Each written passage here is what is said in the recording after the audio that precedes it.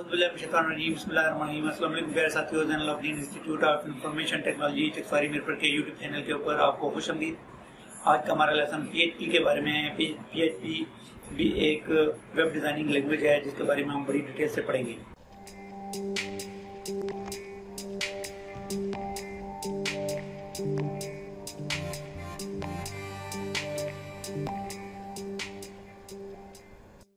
इसके अंदर हमने PHP लॉजिकल ऑपरेटर के बारे में डिस्कस करना है। जैसे पिछली वीडियो के अंदर मैंने आपको बताया था कि इफ स्टेटमेंट एक इफ स्टेटमेंट होती है। इफ स्टेटमेंट के अंदर एक कंडीशन लगती है और हर कंडीशन की दो ही वैल्यू होती हैं, या ट्रू या फॉल्स। इसके अंदर हमने एक ही कंडीशन यूज की थी इफ स्टेटमेंट के अंदर। फर्ज करें अगर हमको एक वक्त में एक कंडीशन के अंदर दो या दो से ज़्यादा कंडीशन की ज़रूरत पड़ती है तो फिर हम क्या कर सकते हैं। ठीक है जी। तो जैसे इफ स्टेटमेंट, इफ इसके अंदर एक हमने कंडीशन पड़ी थी, अगर यहाँ पे हमें एक कंडीशन की और ज़रूरत पड़ जाती है, ठीक है जी, यहाँ पे हम दूसरी कंडीशन की हमें ज़रूरत पड़ती है, ठीक है। तो इसके लिए हम PHP के अंदर लॉजिकल ऑपरेटर को यूज़ करेंगे। अगर हमें एक कंडीशन के अंदर एक से ज़्यादा कंडीशन की ज़रूरत पड़े तो उसके लिए हम PHP के अंदर लॉजिकल ऑपरेटर्स को यूज़ करते हैं। इसके अंदर भी अगर दोनों कंडीशन ट्रू हों तब भी आंसर ट्रू होगा और तो हमारी स्टेटमेंट प्रिंट हो जाएगी, और अगर दोनों कंडीशन फॉल्स हो जाए तो तब भी वैल्यू जो प्रिंट नहीं होगी। यहाँ ये कोई ज़रूरी भी नहीं है कि दोनों कंडीशन ट्रू होंगी या फॉल्स। ये आपके लॉजिकल ऑपरेटर के ऊपर मुनसर है कि क्या होता है। PHP के अंदर कौन कौन सी जो है वो हैं ऑपरेटर हैं, ठीक है जी। तो यहाँ पे ऑपरेटर एंड, लॉजिकल एंड, फिर ये डबल आई है लॉजिकल और ऑपरेटर है, दो पाई का साइन यूज करते हैं इसमें। उसके बाद इसके अंदर ये एस्केलेशन मार्क है, ये लॉजिकल नॉट के लिए यूज करते हैं हम। इसके अंदर इसके बारे में मैं बताता हूँ आगे आपको क्या क्या होता है। एंड का है लॉजिकल एंड जो ऊपर में बताया, और ये और एंड दोनों एक ही तरह की चीज़ें हैं। एक्सॉर, एक्सक्लूसिव एक्सॉर, इसके बारे में मैं आपको बताता हूँ। तो ये ऑपरेटर हैं हमारे जो हम यूज करते हैं। तो उसके बाद हमारे पास जो पहला ऑपरेटर आता है एंड का ऑपरेटर, देख लें ये हमारा एंड का ऑपरेटर है, जो एंड लॉजिकल एंड ऑपरेटर। इसमें क्या होता है, इसको हम इस तरीके से यूज करते हैं। ये ऊपर मैंने ऑपरेटर लिखा है, logical operator and, double and, logical and, और if condition 1 and if condition 2, bracket open close दोनों कर दिए, फिर इसके करली ब्रैकेट लगा के उसको ओपन क्लोज किया, और इस करली ब्रैकेट के अंदर यहाँ पे हम इफ स्टेटमेंट यूज़ करेंगे नीचे यहाँ पर। तो ये आगे जब प्रैक्टिकल करेंगे तो हम देखेंगे। अभी सिर्फ मैं आपको इसके बारे में मालूमात देना चाहता हूँ। इस लॉजिकल ऑपरेटर का क्या काम है कि अगर इसके अंदर दोनों कंडीशन ट्रू होंगी तब वैल्यू प्रिंट होगी, अगर एक भी कंडीशन फॉल्स होगी तो वैल्यू प्रिंट नहीं होगी।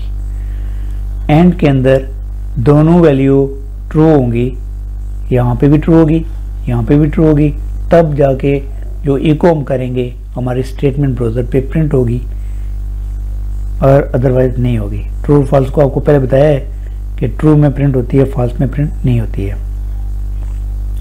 उसके बाद जो हमारा दूसरा ऑपरेटर है लॉजिकल ऑपरेटर पाई का, इसके अंदर भी वही तरीकाकार है, यानी हम इफ कंडीशन 1 पाई का साइन यूज करेंगे, कंडीशन 2 और यहाँ पे हम इसको इको करेंगे। इसका मतलब है कि इसके अंदर एक भी कंडीशन ट्रू होगी तो वो वैल्यू प्रिंट होगी, और अगर दोनों ट्रू होंगी तब भी वैल्यू प्रिंट होगी, और अगर दोनों गलत होंगी तब वैल्यू प्रिंट नहीं होगी। बात समझ में आई है। इसके अंदर यह है कि अगर एक भी कंडीशन ट्रू होगी तब भी वैल्यू प्रिंट होगी, दोनों वैल्यू कंडीशनें ट्रू होंगी तब भी वैल्यू प्रिंट होगी, और अगर दोनों गलत होंगी तो तब वैल्यू प्रिंट नहीं होगी। ओके जी। नेक्स्ट चलते हैं, अगली जो स्टेटमेंट हमारी है लॉजिकल नॉट वाली, जिसके अंदर हम एस्केलेशन का साइन यूज़ करते हैं। इसके अंदर अगर वैल्यू ट्रू होगी तो आंसर फॉल्स आएगा, और अगर वैल्यू फॉल्स होगी तो आंसर ट्रू आएगा। ये गौर से सुन लें, इसके अंदर अगर हमारी वैल्यू ट्रू होगी तो आंसर फॉल्स आएगा, और अगर फॉल्स वैल्यू होगी तो तब आंसर ट्रू आएगा। इसके अंदर उल्टी गिनती है, उल्टा काम होता है। उसके बाद लास्ट पे जो हमारा ऑपरेटर है एक्सॉर। एक्सॉर का क्या मतलब, एक्सॉर के अंदर भी वही कंडीशनें यूज़ होती हैं 1 2, और यहाँ पे एक्सॉर हो जाता है।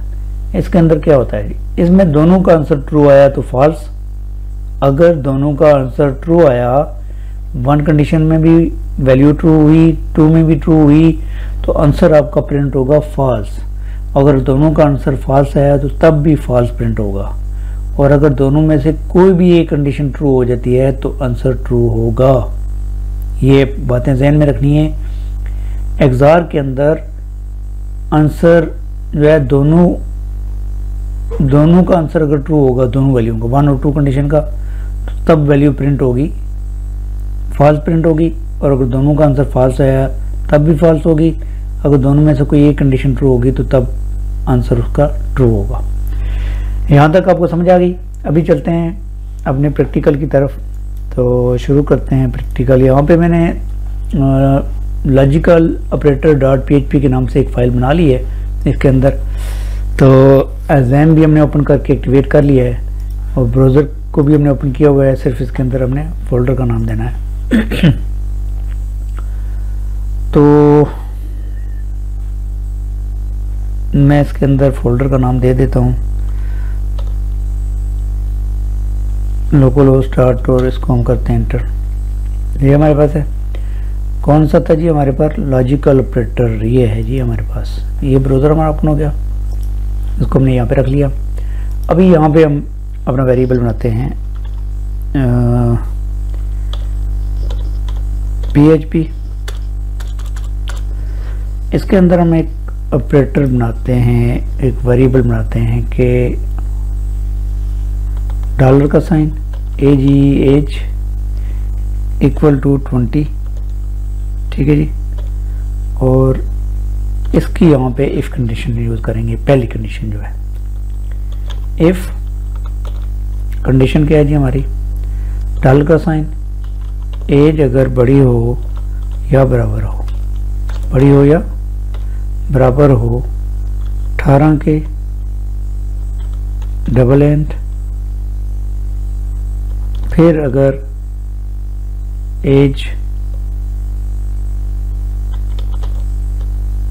छोटी हो या बराबर हो, छोटी हो या बराबर हो 21 के, ठीक है जी। ये हमने इसको दे दी वैल्यू।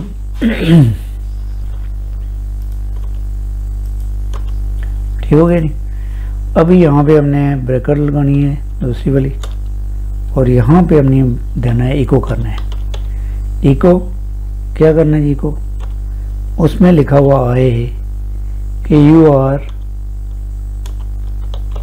एलिजिबल,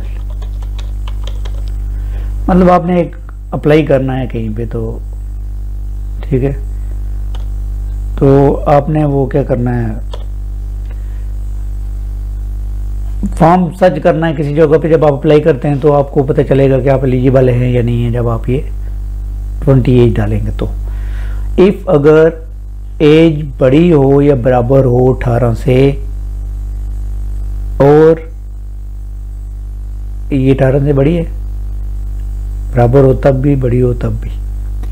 इफ़ दूसरी स्टेटमेंट क्या है, कंडीशन क्या है, अगर एज छोटी हो या बराबर हो 21 से, तो 20 जो है 21 से छोटा है, ज़ाहिर है छोटा है, ये भी ट्रू है। 18 से 20 बड़ा है, ये भी ट्रू है। तो जब दोनों ट्रू होंगी तो यहाँ पे क्या होगा, वैल्यू प्रिंट होगी। ये होगा ये हमारा पहला ऑपरेटर। यहाँ तक समझा गई। अभी अगर हम यहाँ पे डाल दें 17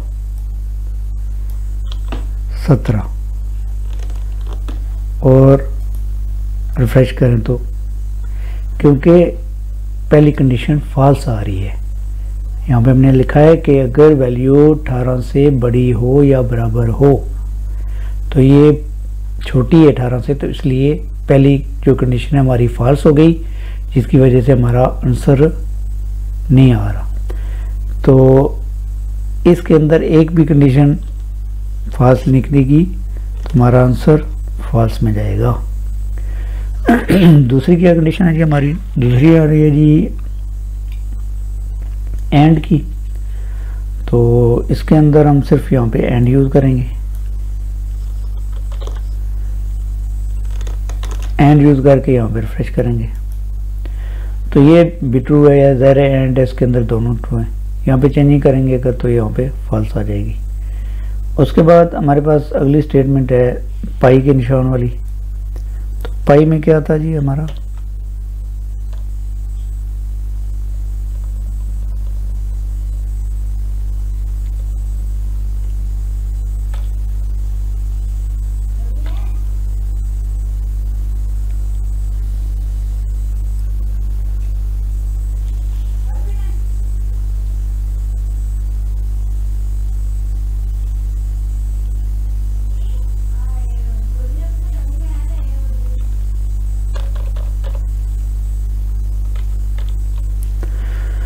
ये पाई का निशान डाल दिया। ये बैक स्पेस के नीचे एक होता है पाई, वहां से आप कर सकते हैं।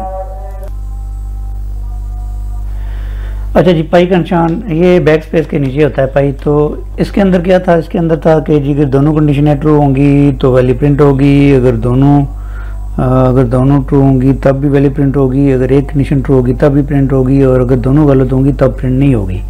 तो अभी ये दोनों ट्रू हैं तो प्रिंट होगी, और अगर हम करते हैं एक फॉल्स करते हैं, ये इस तरह करते हैं तो ये वाली फॉल्स हो गई। तो मतलब ये 18 से छोटी होगी, बड़ी नहीं है, तो अभी भी वैल्यू प्रिंट होगी।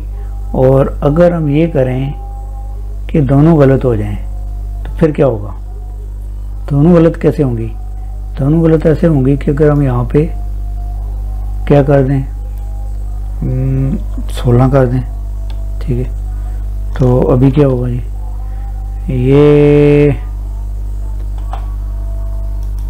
अभी ये दोनों गलत हैं तो अभी ये वैल्यू प्रिंट नहीं होगी। बात समझ में आई? इसमें अगर दोनों सही हों तब भी वैल्यू प्रिंट होगी, वैल्यू एक सही हो तब भी प्रिंट होगी, और दोनों गलत होंगी तब प्रिंट नहीं होगी। तो ये कंडीशन थी पाई वाली, ठीक है जी। नेक्स्ट हमारे पास कौन सी है जी? नेक्स्ट हमारे पास कंडीशन है और को यूज करते हैं यहाँ पर। और क्या कहता है जी? और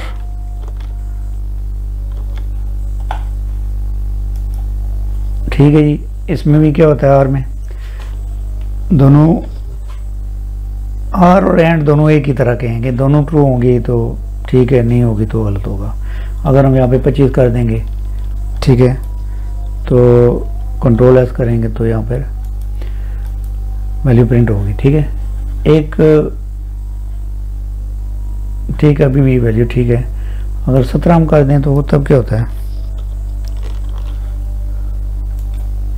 तब भी वैल्यू प्रिंट होगी, ठीक है।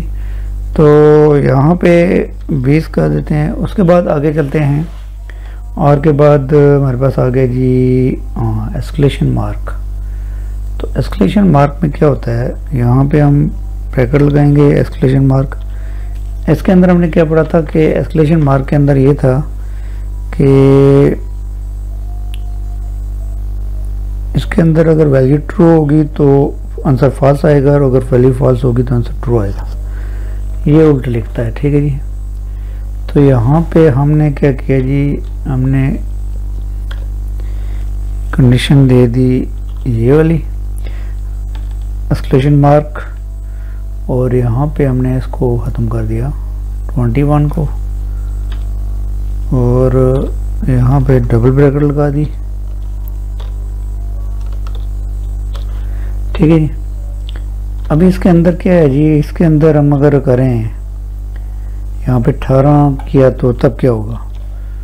तो यहाँ पे वैल्यू प्रिंट नहीं होगी, यानी ये वैल्यू ट्रू है तो आंसर हमारे पास फॉल्स आ रहा है। और अगर हम यहाँ पे अगर 25 कर दें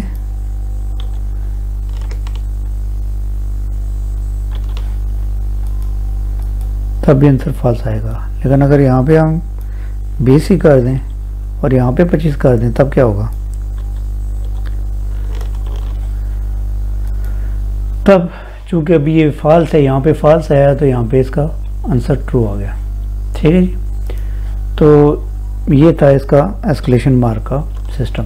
तो इसका मुझे उम्मीद है कि आपको इसकी समझ आई होगी।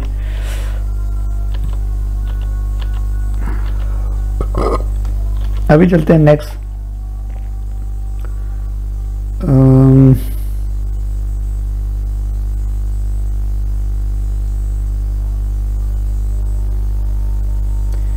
एक्सआर हमारे पास रह गया आखिरी। एक्सआर के अंदर क्या होगा? एक्सआर के अंदर हमने दिया, तो एक्सआर के अंदर इसमें हमने पढ़ा था कि अगर दोनों का आंसर ट्रू आया तो फॉल्स आएगा, और अगर दोनों का आंसर फॉल्स आया तो तब भी फॉल्स होगा, और अगर दोनों में से कोई एक कंडीशन ट्रू होगी तो तब आंसर ट्रू आएगा। अब ये दोनों का आंसर ट्रू है तो यहाँ पे फॉल्स आएगा, और दोनों अगर फॉल्स हों तो तब भी फॉल्स आएगा, और एक अगर ट्रू हो